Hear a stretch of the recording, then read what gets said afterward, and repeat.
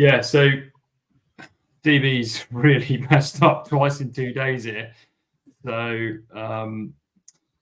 I'll start the theme tune, ODub, but I haven't got anything to read out, so we'll just have to crack on after the theme tune.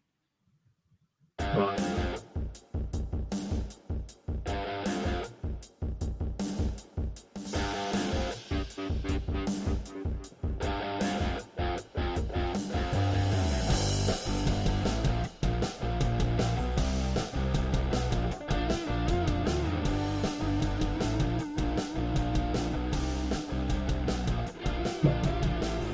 Maybe people will enjoy this better. Maybe. I'm trying to think of the second bit. I know the first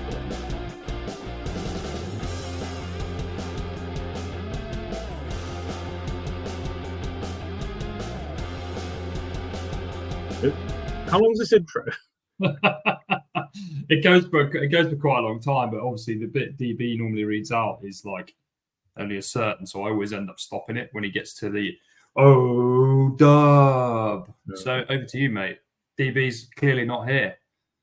Well, everyone, welcome to the No Ifs, Buts, or Bogies podcast.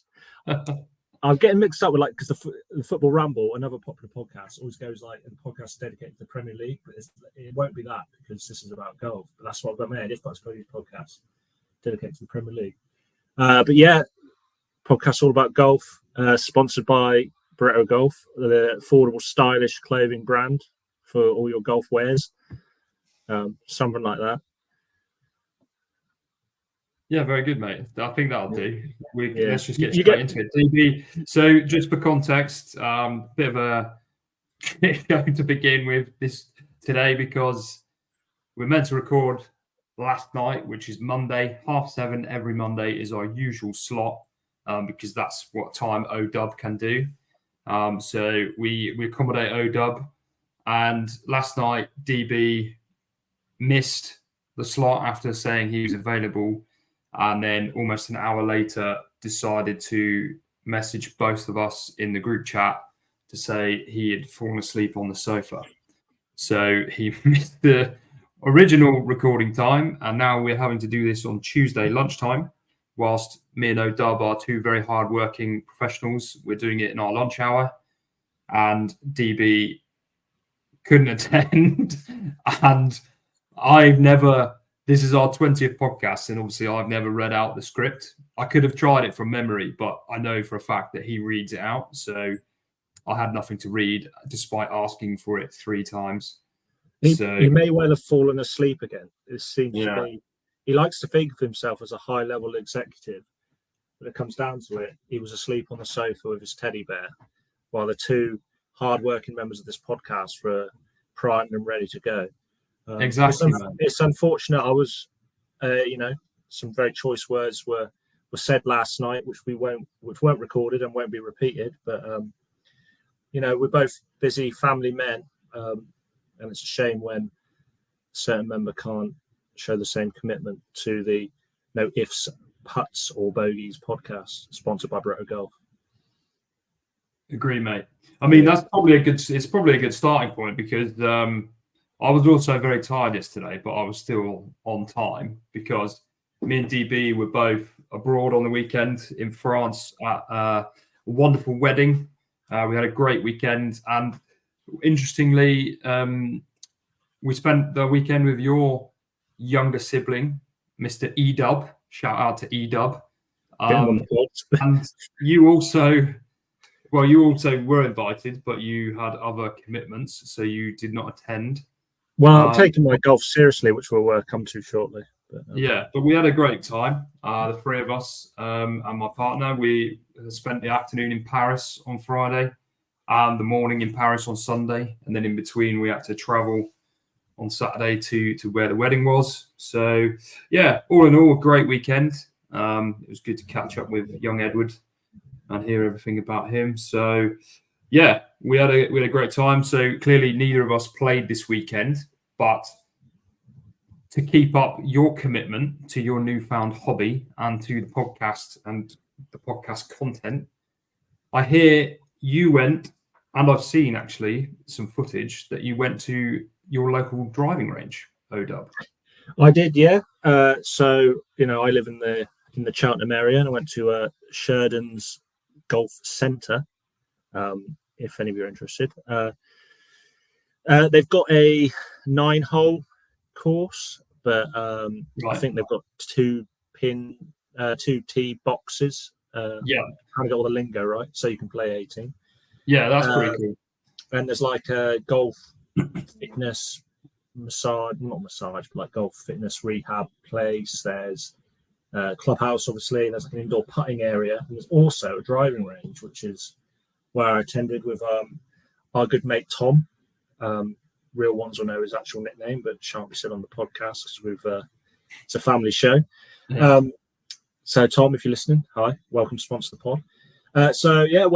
He messaged me Sunday morning, like, do you want to go to the driving range? I checked it with my missus because she's in charge, and I was allowed to go, which was great. So he had some credit. We got, I think, 75 balls to start off with. It was quite busy, so we went in the same tee box. I think that's what you call it, little section. Yeah. I brought my bats. He brought his. It's got, what's it called? The software. Top Tracer. Yeah, had that. So that was really cool to see, actually. Was that just interestingly, because I know it's different in different driving ranges, but did you pay extra to use it, or was it just there by default? You didn't have to pay anything, I don't think, other than getting the balls out. Well, so that's really good. That's really good, because my we used to have my old club has Top Tracers still, and if you go up there, you pay for your balls. You pay like £6 for like 80 balls, and then it's an extra like £250, and then you can use Top Tracer for an hour. Okay.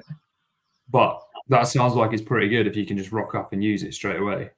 Yeah, I mean, I think there was maybe 20 lanes, and they all had it. There was some left-handed ones for yourself, AB, if you ever want to visit.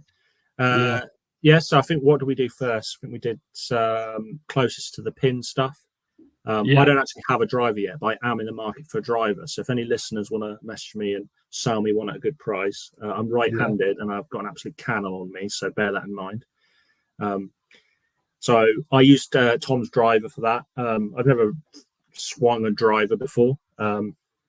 So it's a different feel, isn't it? Like when it takes a long time to get used to. You can get, as you're starting brand new, no prior experience, you'll take to your irons and the wedges way quicker, I'd say, than your driver. Yeah. But the clips that I've seen via social media, you were hitting the ball quite nicely.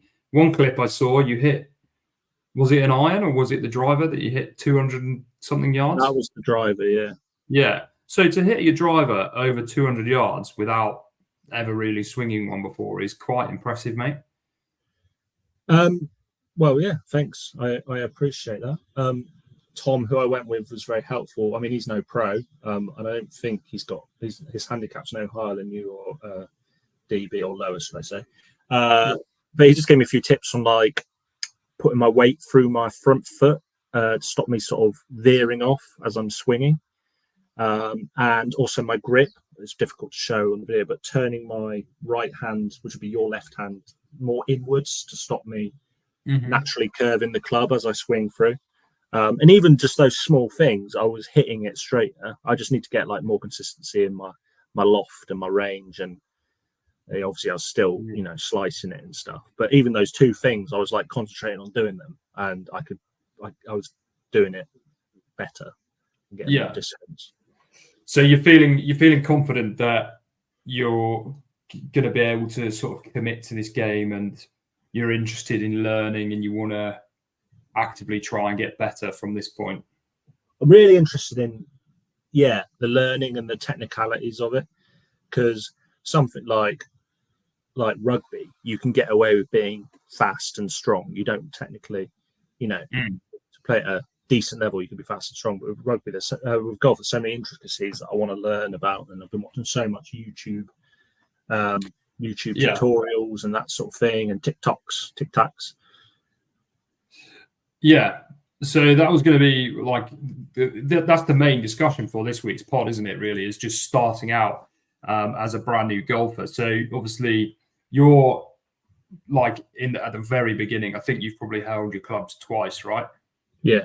So you've held your clubs twice, having had no prior experience. You never really even done like pitch and putt before, have you?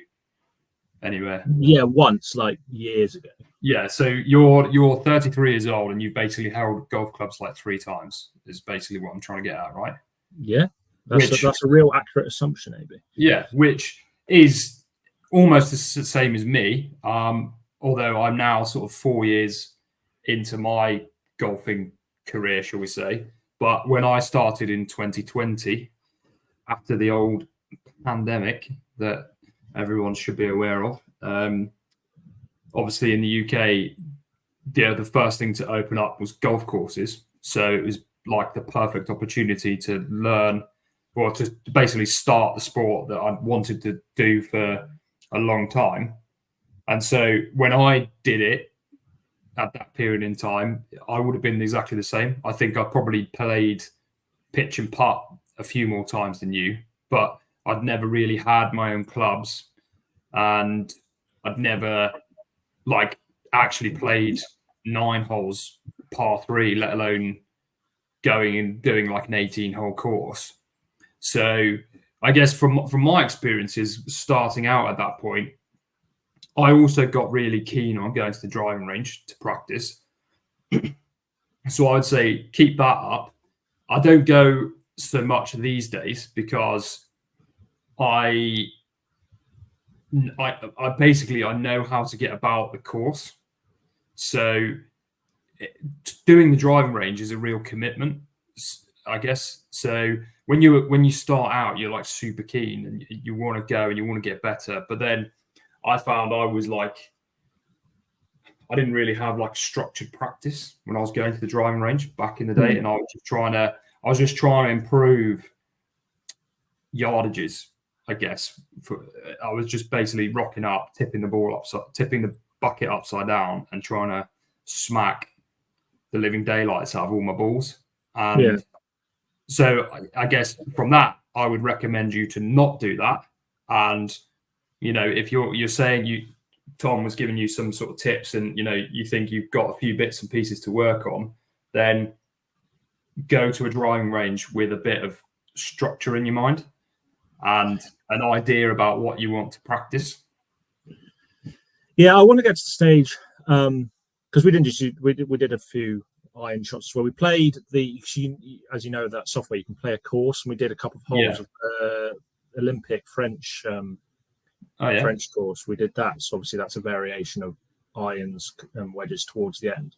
Yeah, but would you say how soon into your practicing starting out could you comfortably say, I don't know, my 4 iron I can hit this yardage, my 5 iron I hit this yardage? So when your course management sort of thing, that's what position I'd like to get into. Is that still question marks? Well, yeah. So that takes a long time, and it's generally because as an amateur with a fairly high handicap, it's quite inconsistent.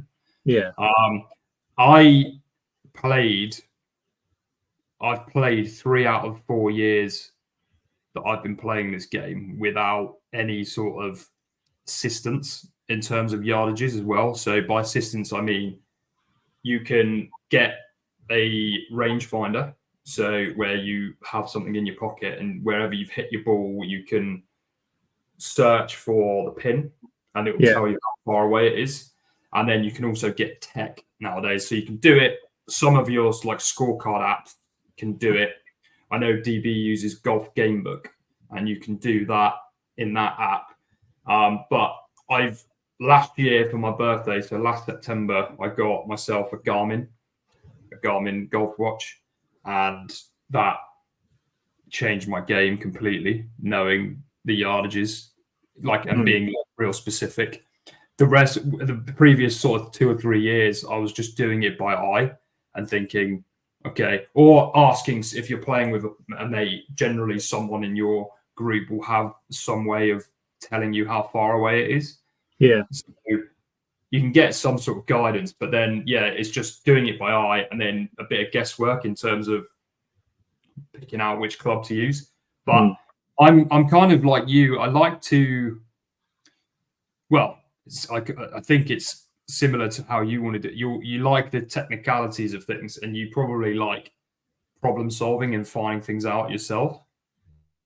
Would that be fair to say? Oh.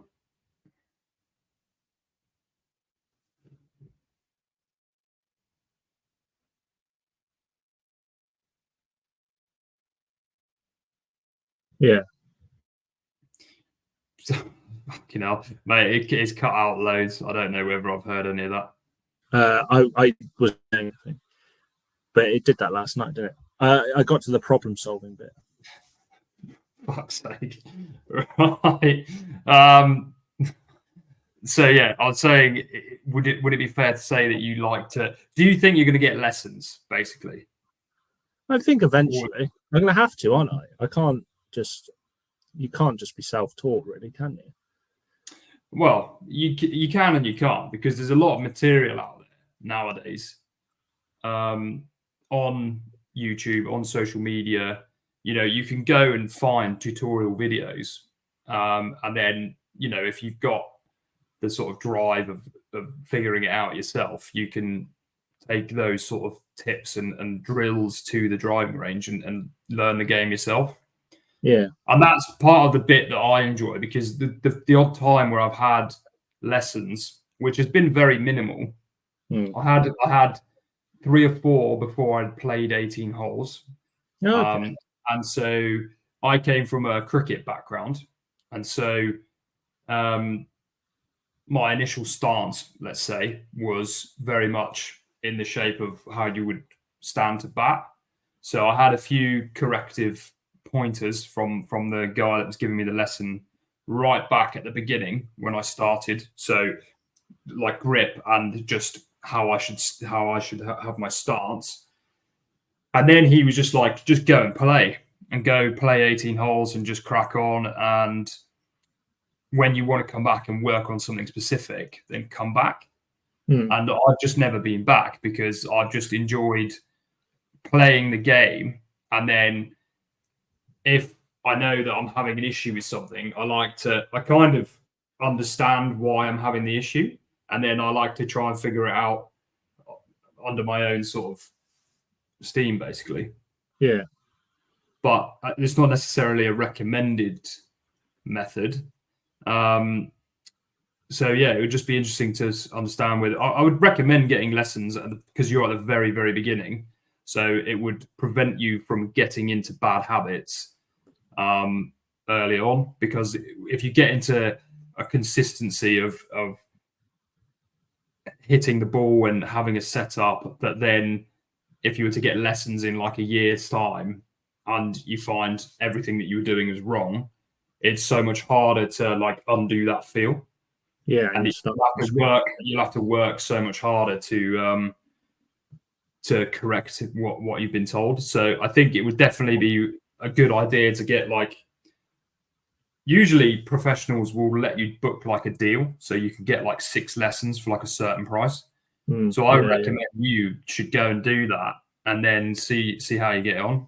And then if you need more after that, you can always get more. But yeah, I kind of just enjoyed getting out onto the course. I was really nervous at the start, so I went to the driving range loads, and I did the par 3 course 3 or 4 times before I had the confidence to stand on the tee box on an 18-hole course and hit it. So you've got a lot of bottles. You might be able to get there quicker than I did, but yeah, I don't know. That's just my thoughts on it. Well, the main aim at the moment is my well, I know we were going to talk about this, but my rugby team, we're going to do we're called the CCS War Pigs, and we're going to do a War Pigs Ryder Cup the start of October, which will be on a full 18. So that's what I want to get primed for. So we've got a target of 6 weeks, 5 to 6 weeks, to get you up to a good standard to not disgrace yourself at the War Pigs Ryder Cup in October. But it's touch and go whether listener Wallace will be able to attend, as he broke his hand on the weekend in 2 places. Right. Sending regards to him because he'll be listening. Yeah, so he'll enjoy a mental health boost tomorrow then, listening to this absolute shit. It was going to be a big season for him, but playing on the 4G pitch, broke his hand in 2 places, so he's absolutely thrilled, and his missus is even more thrilled. Right. Yeah. Well, get well soon, Wallace. Yeah. Email in, Wallace. Send us a voice note about your hand. Yeah, I guess seeing as you moved on to the old War Pigs, so we have myself and DB as Barretto Golf sponsored you for the forthcoming season. Now, do you want to tell the listeners about the rugby team and plug it a little bit? So with CCS War Pigs, based in Cheltenham. Cheltenham's best and brightest rugby club. So we're formed between Civil Service and Norton, 2 sort of struggling teams over the last few years. We've formed and joined. Now we're all best buds. We entered the league last year and won the league, gaining promotion. So we're in Gloucester 2 North next season. Season starts on the 4th of September, so soon. And Barretto Golf have kindly sponsored the myself and the number 8 shirt for the upcoming season. So it's very generous of you and DB. So we'll hopefully get some exposure out there around the Cheltenham area for the golfing brand. Sounds good, mate. So basically, every time you score, we're going to get some sort of promotional. And I score a lot on and off the field, which you'll get your money's worth. Yeah, which we're looking forward to it, mate. So it's not our first sponsorship deal that we've ever done. Oddly, we've done it in football as well. So we've not really sponsored many golf things. We've done the odd charity day here and there, but we know that, the amateur golfer, the high handicapper, that is our sort of target market, shall we say, also dabbles in other sports and recreational activities. So we like to, reach out, and we also just like to support our pals. You've been my friend for 22 years, near enough. Yeah. And so we go all the way back to year 7. And so, when ODub reached out and said, I'll come and be your podcast host, but can you sponsor me for the upcoming season? We said, absolutely, that's a deal. No brainer with the amount of tries you score. So we've done that. So looking forward to following the season. Hopefully try and come down on one of the sponsors' days. And definitely. We would like to. I think we're in discussions about whether we're going to get the nod for this Ryder Cup day as well, aren't we? So we'll sort something out. We'll get something planned. I think that would be a cool thing to get involved in. Maybe we can sort some merch out as well for both sides, and hopefully it'll be a good day out for everybody. So watch this space. We'll keep everybody up to date. But I think get some footage made. Yeah. Oh man, you're breaking up again a little bit, but let's are you back? Yeah, I think you're back. I can hear you. When the camera goes off, I can hear you. Okay, I can't hear or see you. But anyway, let's move on. You just again keep talking because we'll be able to hear you. So you have to keep the fans entertained. Yeah. I'm still talking, mate. But the tricky bit's going to come now, because after your raving success of the previous 2, you have got another quiz for us, which was intended to be a head-to-head, wasn't it? Because it should always be me against DB. But as we know, DB has had a mare this week and he is not on the pod. So I think the plan is for you to just quiz me. Is that correct? Yeah. So as you know, we've all got our nicknames: AB, DB, ODub, EDub, Wallace, to name a few. I've been looking into some golfing's biggest stars' nicknames. Okay. So I think it might be more beneficial for you because DB won't have a clue. But I've got a few nicknames. I'd like you to let me know who the golfing start belongs to. 1 point and another point for the rationale behind it. Okay. This could be quite interesting. I don't know if I know many nicknames. It's not like darts. They don't get like announced with like. No, and I mean, I'll give you a hint. They are more sort of past golfers. I think one of them still playing. All right, cool. So I've got 6. I've got 6 for you. We'll go like through what one, and then you can give me the answer, and I'll let you know the rationale. Yeah. Right. So, who is the Big Easy? The Big Easy is Ernie Els. Excellent. And why? Now you can say why, and I've got the Wikipedia definition. So I know that one is definitely Ernie Els. He's called the Big Easy because of his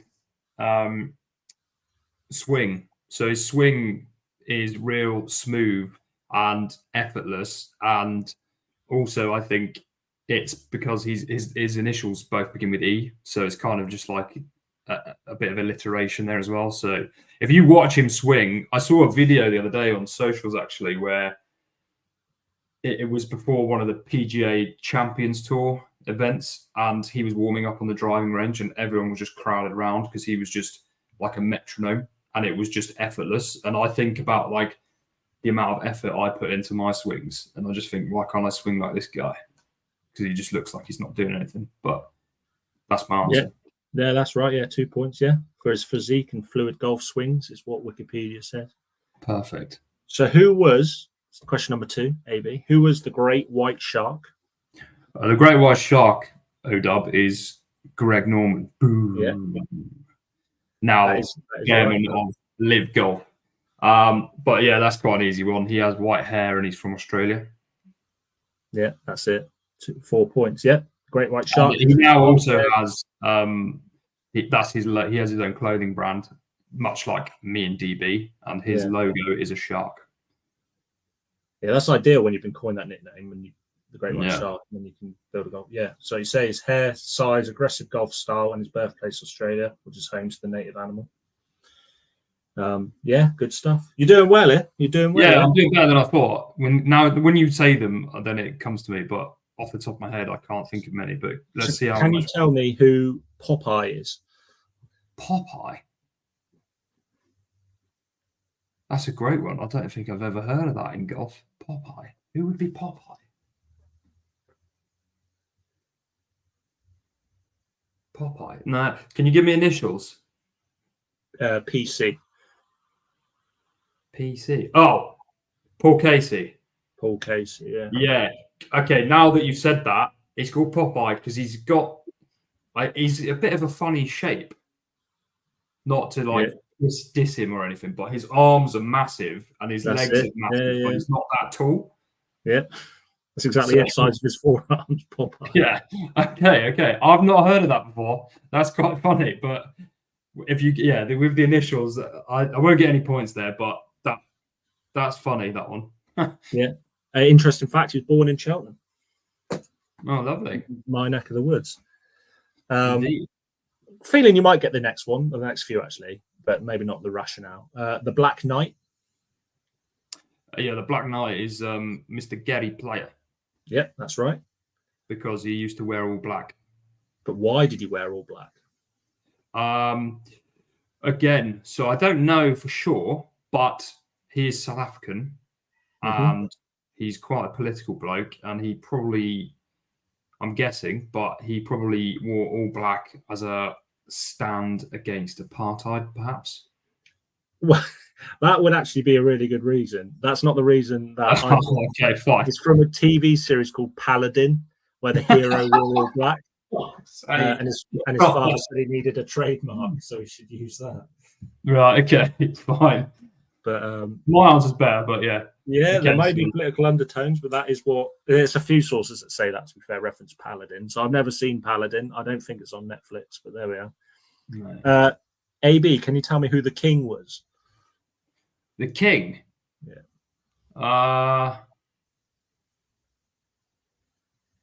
The king.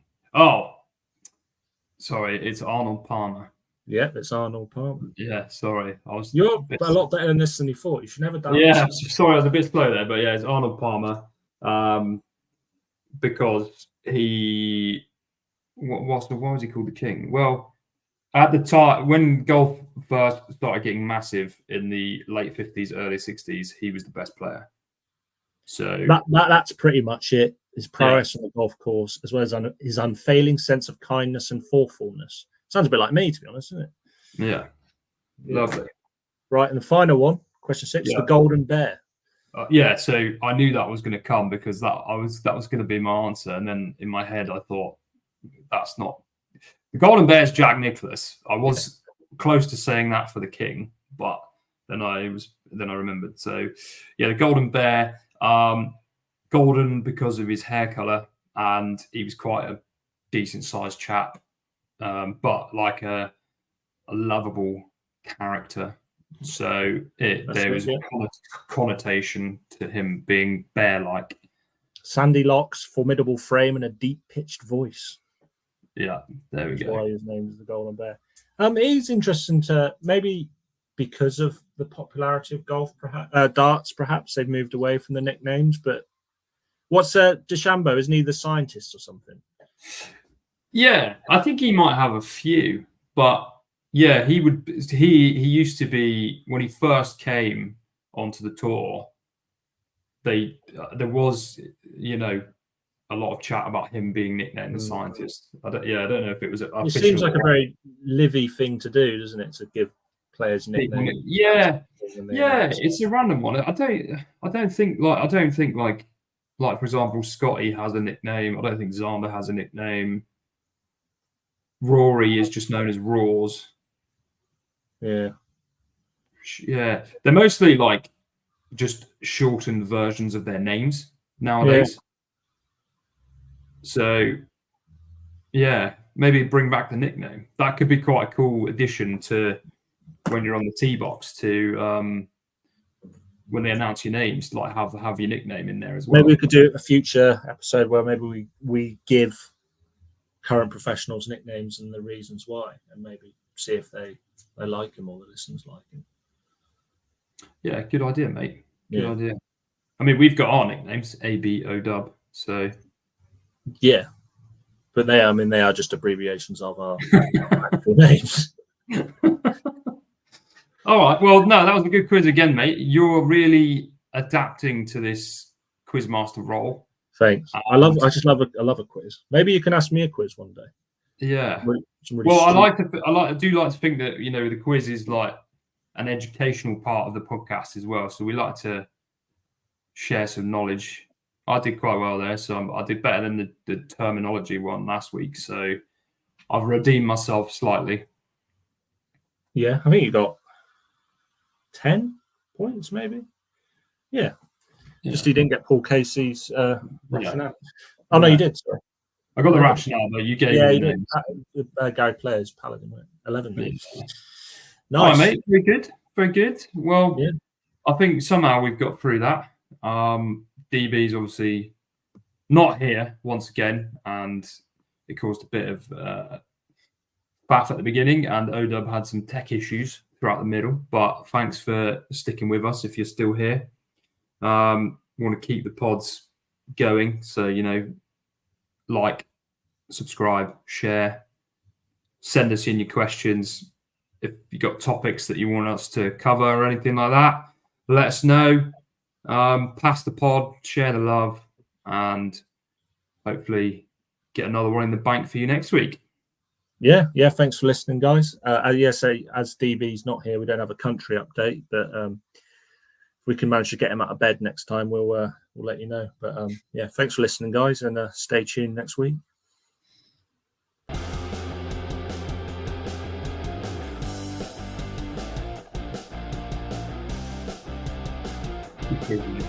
Maybe DB's got something that he holds to keep the cameras on for both of us. But I could hear you, but it was cutting out the picture for both. It's all good, mate. We got one out in the end.